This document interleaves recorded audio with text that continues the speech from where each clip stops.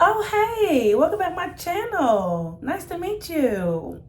My name is Ginger, and I am here today to review All American Season 5, Episode 16. My name is Ginger today, you guys.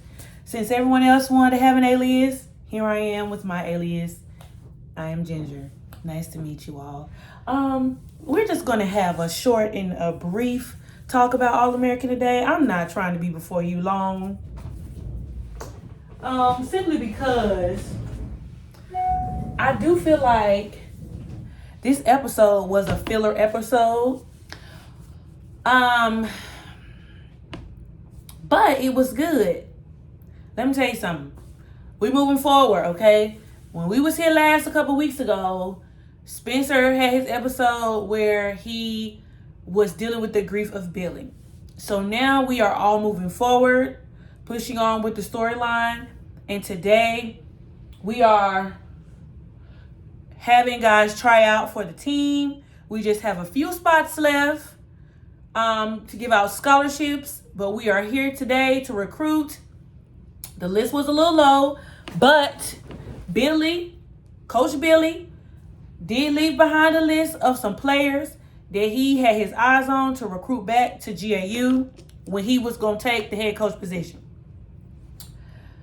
We have two guys, one who was good to be an offensive lineman, and I think the other one was going to be a wide receiver. One had a past. He robbed some places, but he ended up serving 10 months in jail. It's been 5 years since he last played. He is now a strength and conditioning coach at a local gym. And then we have another recruit who Coach Garrett decided 5 years ago or so ago. I don't think it might have been exactly 5 years, but he has a 5-year-old son. And he is working at a local grocery store because Coach Garrett decided to yank his scholarship at the last minute. His brother is very popular and is known for football. So at first, he does not think Jordan is here for him. He thought Jordan was there for his brother. But he was actually there for him. Spencer talked to one player. Jordan talked to the other player. They tried to, go behind Coach Kenny back because Coach Kenny is not, here for surprises. He said he had an agenda and he is not here to waste anybody's time. Apparently, both guys were being heavily recruited whatever years they were out prior. But Coach Kenny, because he was working for Coach Garrett, he had to turn his back on those guys. But now we are here for redemption. Redemption.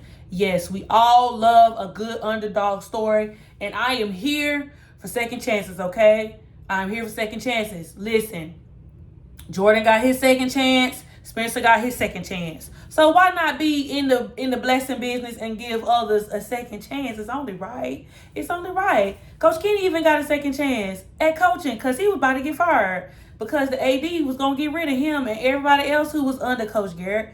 But they fought for Kenny. And so, rightfully so, Jordan and Spencer fought for these two recruits. One recruit, yeah, I did say that. He ended up doing a little jail time. It's all right, He went to jail. He learned his lesson. He cleaned up his act. And he never thought that he was going to get a second chance of playing football. But here he is again. And this other player who is a father, he got his second chance. He said he was working 60 hours a week at the local grocer. Ain't nothing wrong with that. He was providing for him and his kid. Also, we have Coop going. Coop is now a full-time student. She is no longer auditing in class. We are happy for Coop since she is now deciding to pursue a law career. This is the story in which they have given Coop. But Coop ain't paying attention to her girlfriend. Her girlfriend is mad at her. But I feel like Coop's storyline is kind of lackluster. It's not giving. Moving forward, we got Patience, Layla, and Olivia, who all have taken on aliases so they can attend this young girl's quinceañera. Now, let me tell you something. I wish sometimes that I lived in a state that celebrated other cultures because the state I currently reside in does not. I would love to go to a quinceañera, but I don't know anybody who is Latinx. Like, I would love to, let me tell you something. When Suavemente came on, Suavemente is at the top of my Latinx playlist, okay? Like, y'all, y'all don't understand. I'm the same way when it comes down to, like, Indian culture and Asian culture, Chinese, Japanese, Korean, anything. Just to see the clothing, the food, to see the people, the families. Y'all, I was lit. I'm not even gonna hold you. I was in here, suave, suave, suave. Yeah, suavemente. I was here for it. And I was like, why does All American not have a Latinx person on their cast? But yeah, they went to an Alias. I don't even know why I don't know. Oh, they were at the hotel to see Coop's girlfriend's presentation. I done bypassed all that, child, because I heard Suavemente. I done forgot what they was even at the hotel for. But let me tell you something. Have y'all ever wanted to do that? Like, y'all go past an event at a hotel and y'all see like what's going on. Y'all just really want to walk in people's event just to see if they will accept you. Like, I'm not even gonna hold you. A couple years ago, my husband's cousin got married at the Hilton, and she had her reception. But you know, like, sometimes at hotels, if the hotel is large enough, they have different ballrooms. And I kid you not, there was an Indian wedding going on the other side of the partition, and their wedding was lit. I wanted to walk in their wedding so bad, but I wasn't dressed, and everybody had on the clothing, like the ceremonial attire. Oh my goodness, I wanted to walk over there so bad. It looks like so much fun. But anyway, enough about me. But yeah, so come to find out, I just want to say that when that lady who was at the door for the quinceañera asked Patience, Layla, and Liv, like, who were they there for, and could none of them reply back, I just appreciated the lady thought that they was there for the party, because let me tell you something. The Latinx community is like a melting pot, whether they want to acknowledge it or not. And Olivia, Layla, and Patience could have all passed for Puerto Ricans or Dominicans. So it just is what it is. That like, the lady just didn't even ask no questions. She let them in. I loved how, Patience has been dealing with this kind of like identity crisis, because they've kind of revamped her image, and Patience was used to just being this little boho indie rock, like, chic artist. And so now, she's going into this party, and the little girl whose quinceañera it is walks up to her, and she's like, "Oh my gosh, your Patience, my parents did such a good job, you're here to perform." The little girl didn't know no difference. She didn't know whether her mama and daddy had booked Patience or not. And then, Patience was like, come on, she's cute. Like, why not? She seemed like a big fan. Why not? So I was here for Patience performing at that little girl party. I mean, Patience, you might as well. You crashed the girl's party, and you famous. You got over 1 million followers on y'all version of Instagram. She know who you are. You might as well, okay? Her little friends was geeked that y'all was there. I wish that a celebrity would walk up in my party and my little friends was there. Oh my gosh, I'd be the talk of middle school. And like they said, middle school problems, we thought they was mountains, child. They was molehills compared to like real life, honestly. Like, we didn't know what we was talking about. Also, what else was going on? Oh, y'all, I was this close to crying when that little girl had her dance with her father moment. Oh, and Olivia was looking at her and started tearing up. I just had to tell myself, like, ooh, this is sad, but I'm not gonna cry, because I'm not here to cry. I'm here to watch so I can bring back to y'all. If I'm crying, I can't review back what I saw. But y'all, that was a touching moment.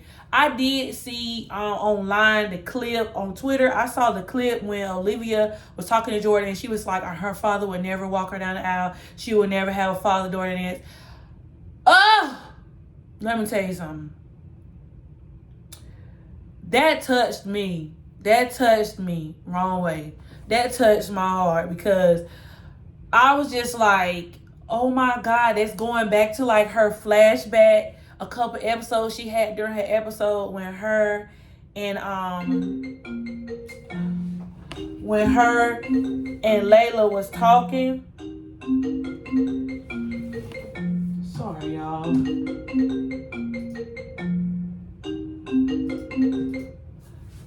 When her and Layla was talking, and they was talking about how they wanted their weddings to be when they grew up and everything like that. So that was a very touching moment. I was here for Spencer and Jordan being there for her. And it's like, I love how they have all decided to come together and comfort one another and check on each other. Let's not forget, last but not least, JJ. Now, I've been wondering what was going on with JJ's storyline this season, because JJ has been very in and out, and everybody seems to be moving along with their college career. And I guess this is going to be our version of Greek life over here on All American, because, you know, Homecoming has their own Greek situation. But it's Russian time. JJ's, I don't know if white frats call them brothers, but I'm just going to say brothers for lack of a better term. Their frat brothers, you know, was having a Russian event. And so they basically peer pressured JJ into throwing a party. JJ's trying to change. But here's the thing about change that most people in college don't understand. You think that sometimes you can change and you can still stay in the same environment, and you cannot.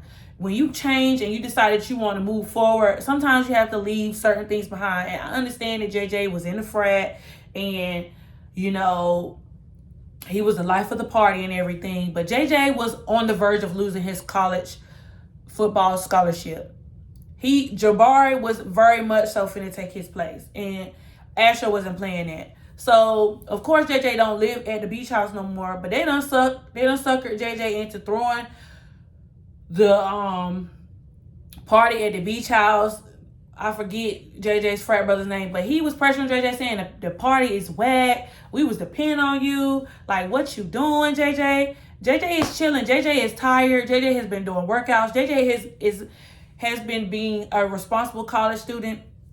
But a part of me do feel like JJ has still, if he ain't been drinking, JJ has been using. He has been doing something. And I think that guy collapsing in the beach house was a wake-up call for JJ, because that could have easily been him. I feel like that was properly shown. I don't feel like that was distasteful in any way. And I hope it wasn't triggering, or, you know, what's the word? How can I say it? I hope it wasn't triggering, or I hope it wasn't sensitive to anybody who has experienced anything like that. But things like that do happen at parties in college. People do take substances, and people just have to be careful of what you're putting in your body. I know people think they want to have a good time, but having a good time, you should not be on the verge of sliding into glory having a good time. You got to live in order to have a good time. And I just would want to say that, because, you know, sometimes I feel like my demographic is people from 18 to 35. And so I do probably have a lot of viewers, or quite a few viewers, that are in college.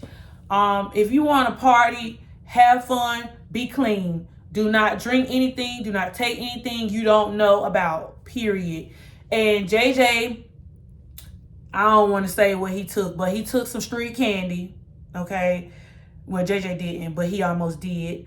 But thankfully he did not. But his frat brother took some street candy, and it caused his heart to start racing, and he collapsed, and he was like having blurred vision and everything. And luckily he got to the hospital in time, and they were able to pump his system, because they were thinking that whatever he took was laced with fentanyl. And Like, that's like the number one thing right now that is getting a lot of Generation Z when they take street candy is that fentanyl. Like, y'all be careful. Do not take anything. Do not drink anything, because stuff is not clean. It's just not. I'm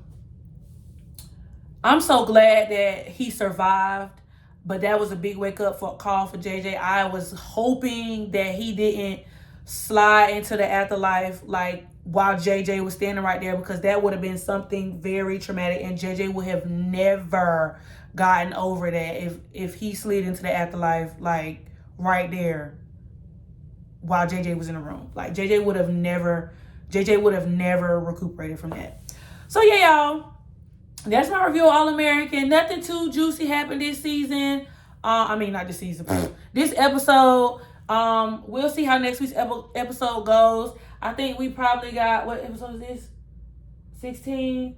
We probably got between 5 to 7 more episodes left before the season is over. So hopefully we'll see how this goes. Thank you for watching. I am Ginger, and I'll be back next week with another video. Deuces.